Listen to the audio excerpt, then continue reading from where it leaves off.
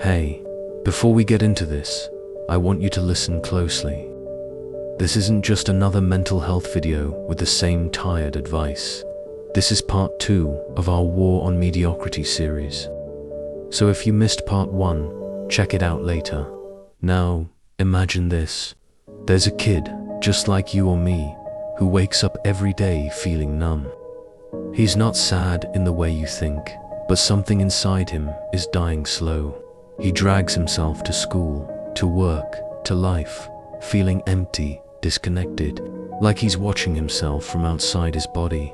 He tries to explain it to friends, but they tell him just cheer up or think positive. But it's not that simple. This kid, he's living a life that's slowly killing his soul. If you've ever felt like this, you're not alone. And no, you're probably not depressed in the way you think. You're just stuck in a life that doesn't fit you.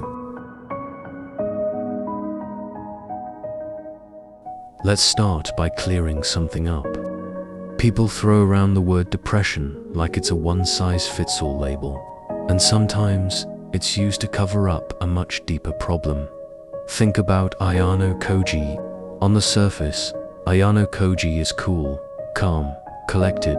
No one guesses what's going on inside him. But he's trapped in a school system that feels more like a prison, where competition is brutal and trust doesn't exist. Imagine waking up every day knowing that you're just another pawn in a system designed to crush individuality. Every smile is fake, every interaction is a game, and every day chips away a little more of who you really are. That's what suffocates him. Not sadness, not weakness, but a life that's hollow at its core. Now, think about you. That feeling you can't shake, the numbness, the exhaustion. Maybe it's not your fault. Maybe it's the routine, the toxic environment, the constant pressure that's draining your soul. Depression isn't always about what's inside your mind. Sometimes it's about what's outside your life, your habits, your surroundings, slowly poisoning your spirit. It's a hard truth, but an important one. If you're living a life that doesn't fit your soul, no amount of positive thinking will fix it.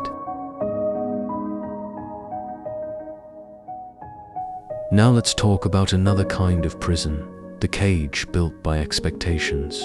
Chisaki is torn between two worlds, the sea and the land, and she's forced to choose where she belongs. She hides her true feelings, puts on a brave face, and sacrifices her happiness to avoid disappointing those around her. Sound familiar? Maybe your parents want you to be one thing, your friends expect something else, and society pushes its own narrow version of success. You find yourself living for the approval of others, scrolling through social media, comparing your life to filtered pictures, and wondering why you don't measure up. But here's the thing, when you live for others, you lose sight of yourself. You start ignoring the quiet voice inside that says, this isn't right.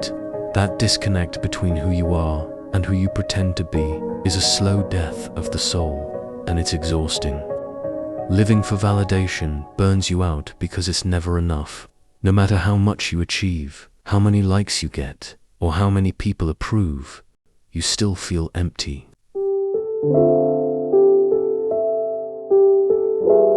Now, here's a different kind of lesson. Senku wakes up in a world that's completely destroyed. Everything he knew is gone. But instead of panicking, he uses silence, the quiet moments, to think, plan, and rebuild. There's power in silence. When was the last time you just sat with yourself, without distractions, without noise, without pretending? The chaos of life, social media, constant notifications, endless noise, it's designed to keep you distracted.